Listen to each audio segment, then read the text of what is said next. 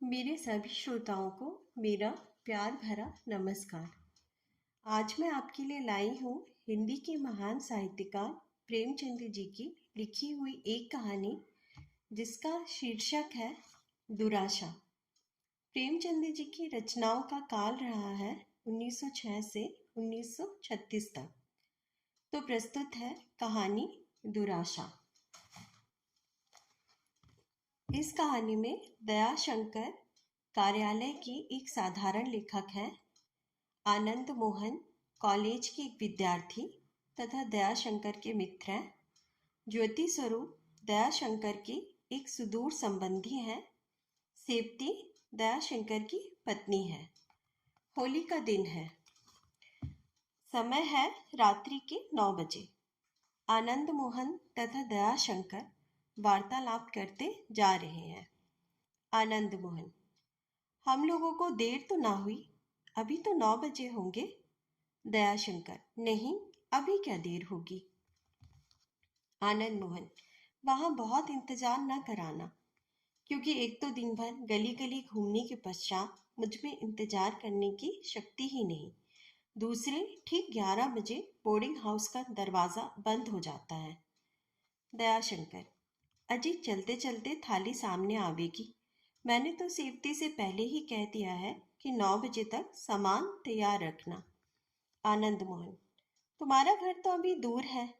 यहाँ मेरे पैरों में चलने की शक्ति ही नहीं। आओ कुछ बातचीत करते चले।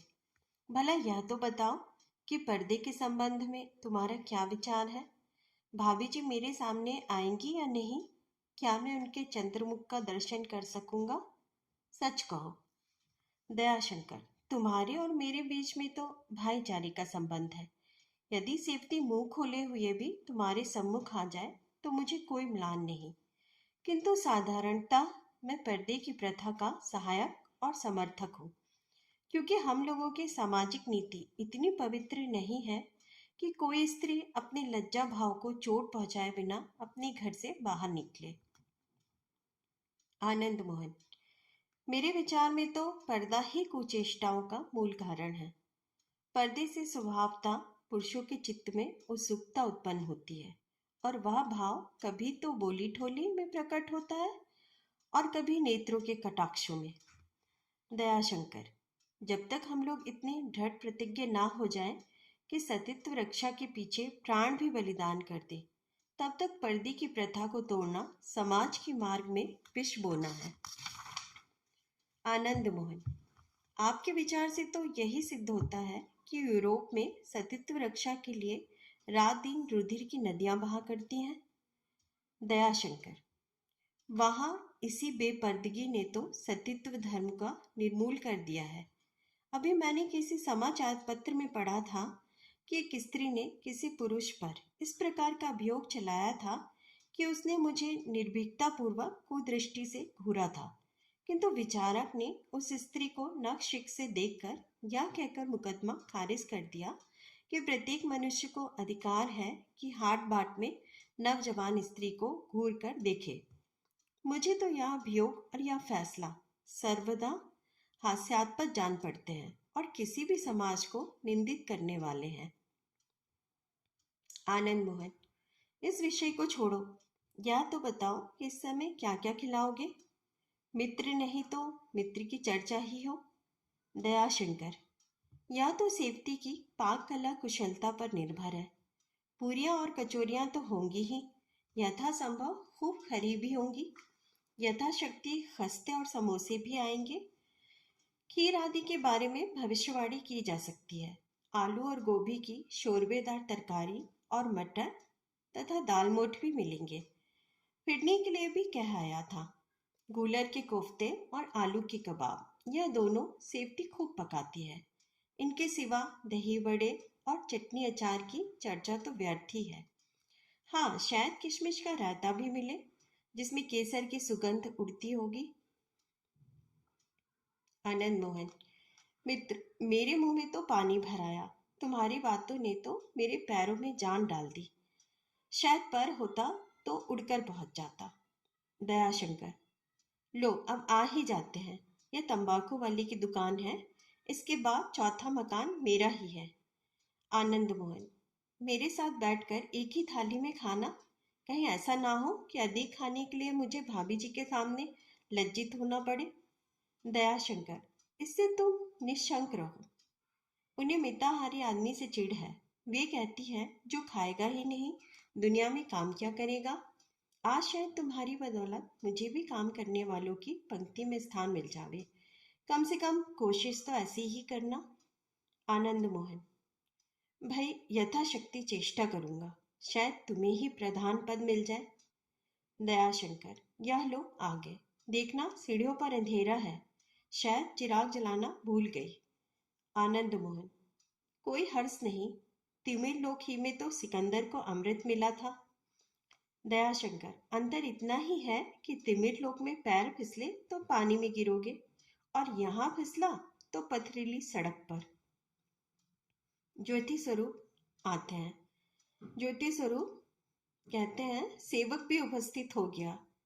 देर तो नहीं हुई, डबल मार्च करता आया हूँ।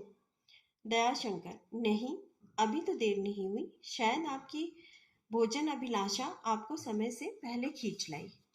आनंद मोहन, आपका परिचय कराइए, मुझे आपसे देखा देखी नहीं है। दयाशंकर अंग्रेजी में, मेरे सुदूर के संबंध में साले होते हैं, एक वकील के मुहर्रिर हैं, जबरदस्ती नाता जोड़ रहे हैं। सेवती ने निमंत्रण दिया होगा, मुझे कुछ भी ज्ञात नहीं, ये अंग्रेजी नहीं जानते। आनंद मोहन, इतना तो अच्छा है, अंग्रेजी में ही बातें करेंगे। दयाशंकर, सारा मजा किरकिरा हो गया, वो मानुषों के साथ बैठकर खाना फोड़े के ऑपरेशन के बराबर है। आनंद मोहन, किसी उपाय से इन्हें विदा करा देना चाहिए।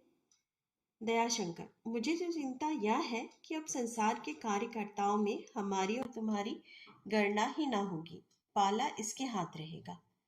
आनंद मोहन, खैर ऊपर चलो, आनंद तो जब आवे कि महाशय को आधे पेट ही उठना पड़े। तीनों आदमी ऊपर जाते हैं। दयाशंकर, अरे कमरे में भी रोशनी नहीं है, खूब अंधेरा है। लाला ज्योति स्वरूप देखिएगा, कहीं ठोकर खाकर ना गिर पड़िएगा। आनंद मोहन, अरे गजब, अलमारी से टकराकर धम से गिर पड़ता है। दयाशंकर, लाला ज्योति स्वरूप क्या आप गिरे, चोट तो नहीं आई। आनंद मोहन, अजी मैं गिर पड़ा, कमर टूट गई, तुमने अच्छी दावत की।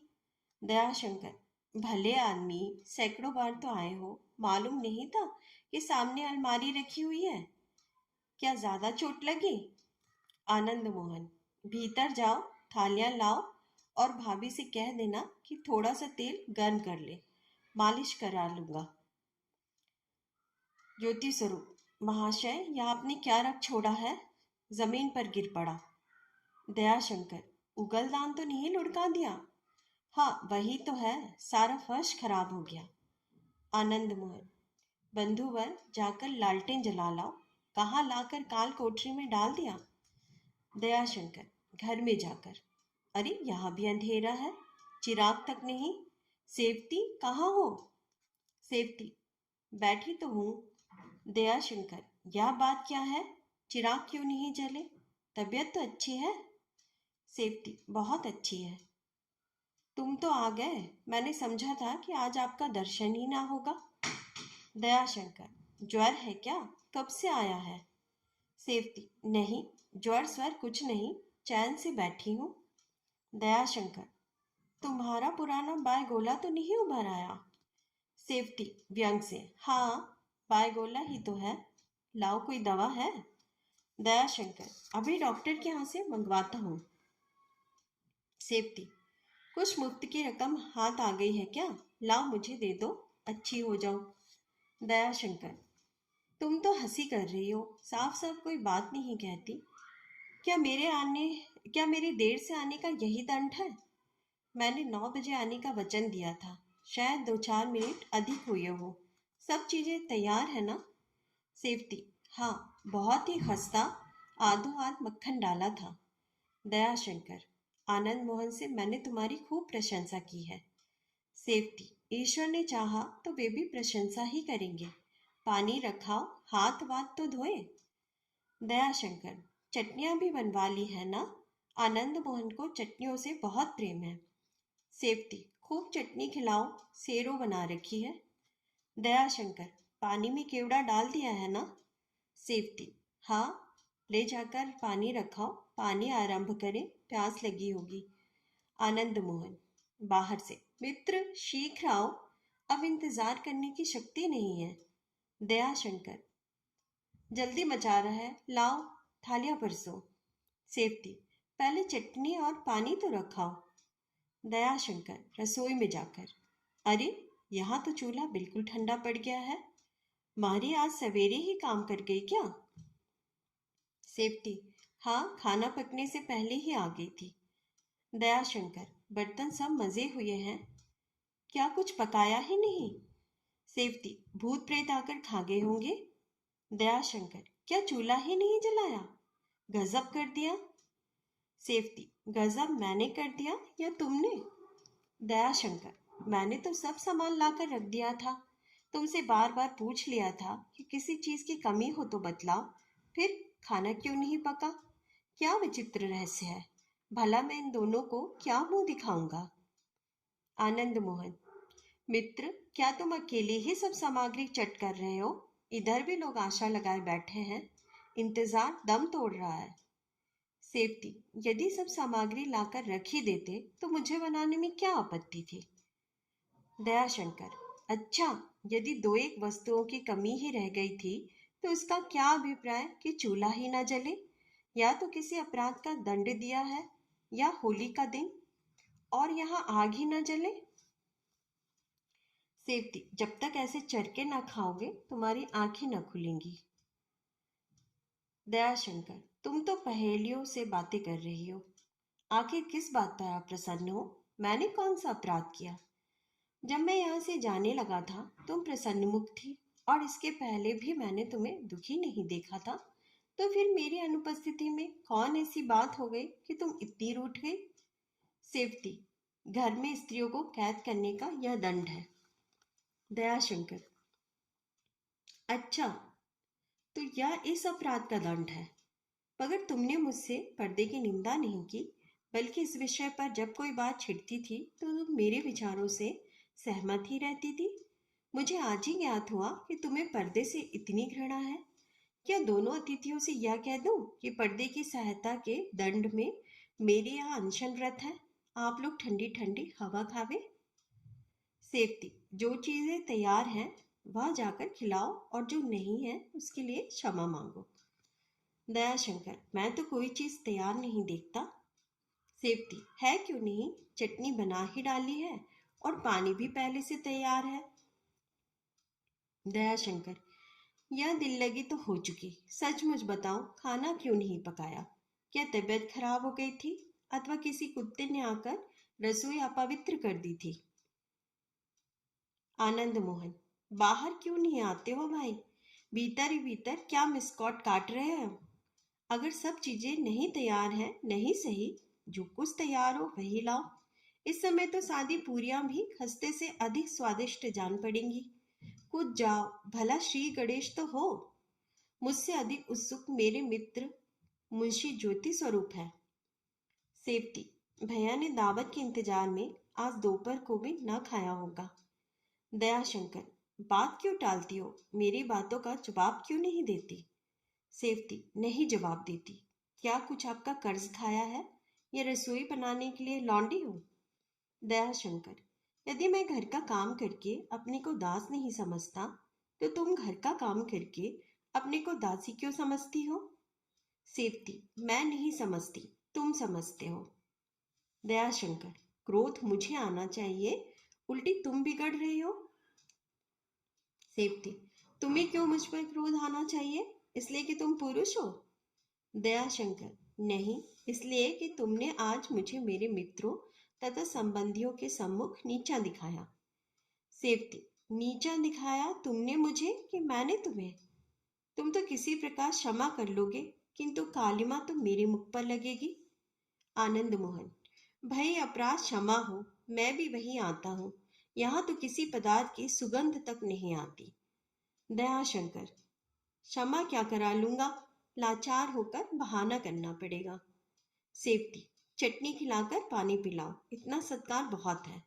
होली का दिन है, यह भी एक प्रहसन रहेगा। दयाशंकर, प्रहसन क्या रहेगा, कहीं मुंह दिखाने लायक ना रहूंगा। आखिर तुम्हें यह क्या शरारत सूझी? सेफ्टी, फिर वही बात, शरारत क्यों सूझती? क्या तुमसे और तुम्हारे मित्रों से कोई बदला लेना था? लेकिन जब लाचार हो गई तो क्या करती? तुम तो 10 मिनट पछता कर और मुझ पर क्रोध मिटाकर आनंद से सोगे। यहाँ तो मैं 3 बजे से बैठी चीख रही हूँ और यह सब तुम्हारी करतूत है। दयाशंकर, यही तो पूछता हूँ कि मैंने क्या कर दिया? सेफ्टी, तुमने मुझे पिंजरे में बंद कर दिया, पर काट दिया। मेरे सामने दाना रख दो तो खाऊं, मुधिया में पानी डाल दो तो पीऊं, या किसका कसूर है? दयाशंकर, भाई छिपी छिपी बातें ना करो, साफ साफ क्यों नहीं कहती? आनंद मोहन, विदा होता हूँ, मौज उड़ाइए, नहीं बाजार की दुकानें भी बंद हो जाएंगी। खूब चकमा दिए मित्र, फिर समझेंगे। लाला ज्योति स्वरूप तो बैठे बैठे अपनी निराशा को खर्राटों से भुला रहे हैं। मुझे यह संतोष कहाँ, तारे भी नहीं है कि बैठकर उन्हें ही गिनूं।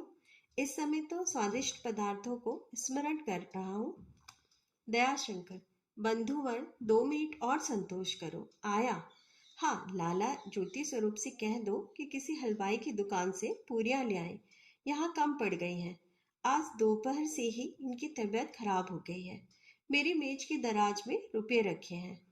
सेफ्टी, साफ साफ तो यही है कि तुम्हारे पर्दे ने मुझे पंकु बना दिया है। कोई मेरा गला भी घोट जाए तो फरियाद नहीं कर सकती।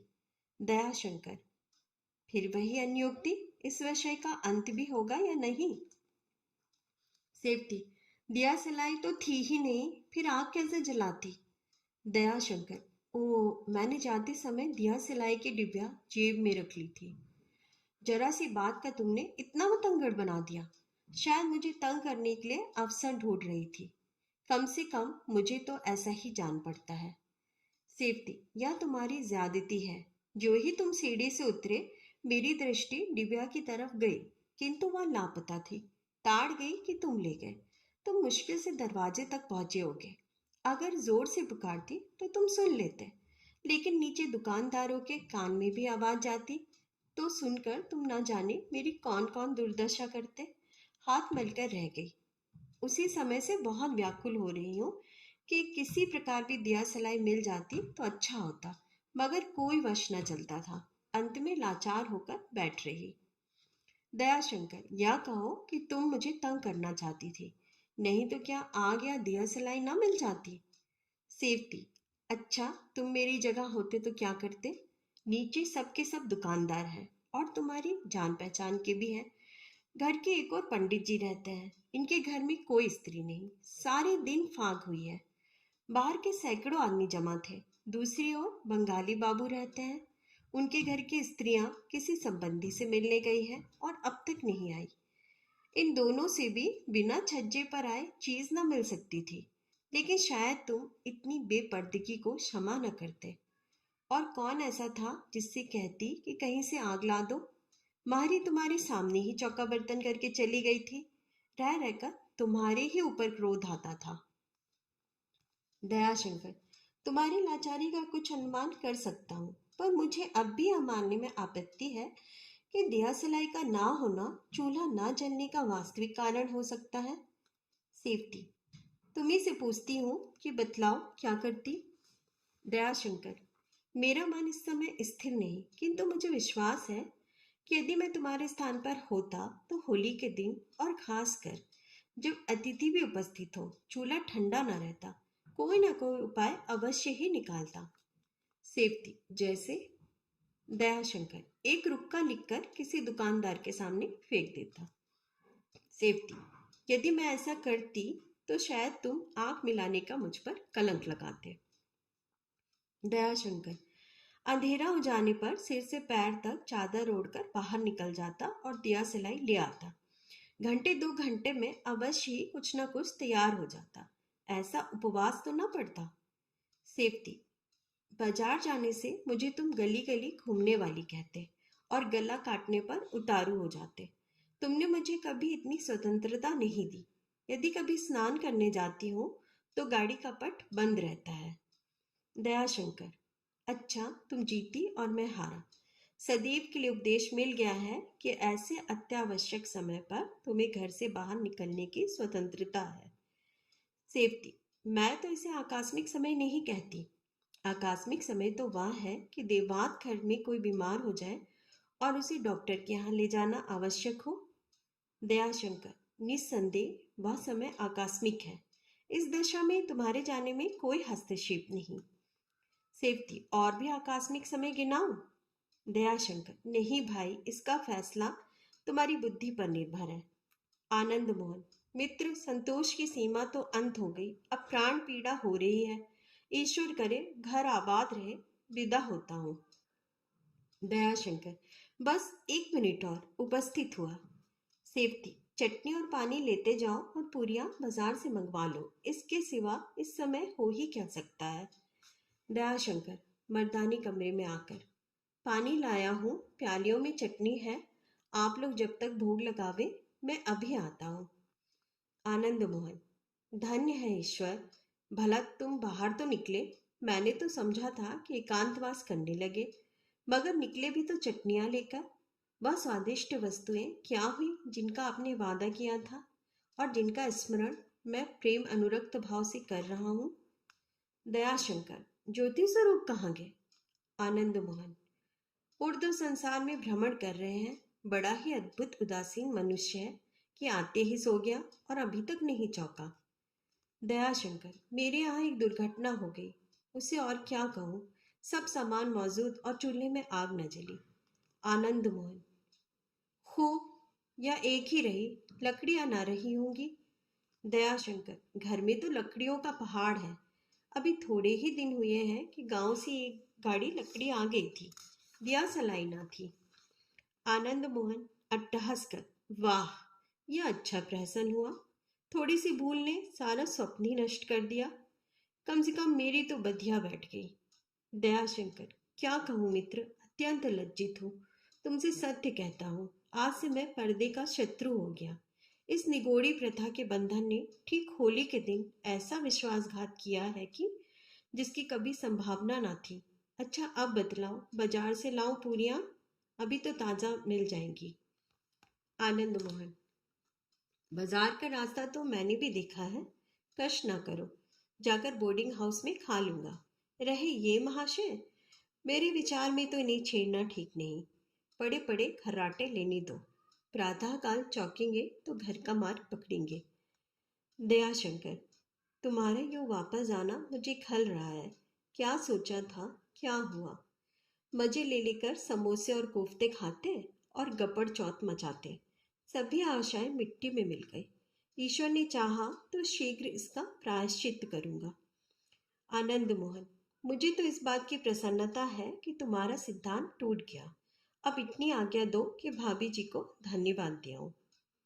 दयाशंकर, शौक से जाओ। आनंद मोहन भीतर जाकर, भाभी जी को साष्टांग प्रणाम कर रहा हूँ। यद्यपि आज के आकाशीय भोज से मुझे दुराशा तो अवश्य हुई, किंतु वह उस आनंद के सामने शून्य है जो भाई साहब के विचार परिवर्तन से हुआ है। आज एक दिया सलाई ने जो शिक्षा प्रदान की है, वह लाखों प्रामाणिक प्रमाणों से भी संभव नहीं है। इसके लिए मैं आपको सहर्ष धन्यवाद देता हूँ।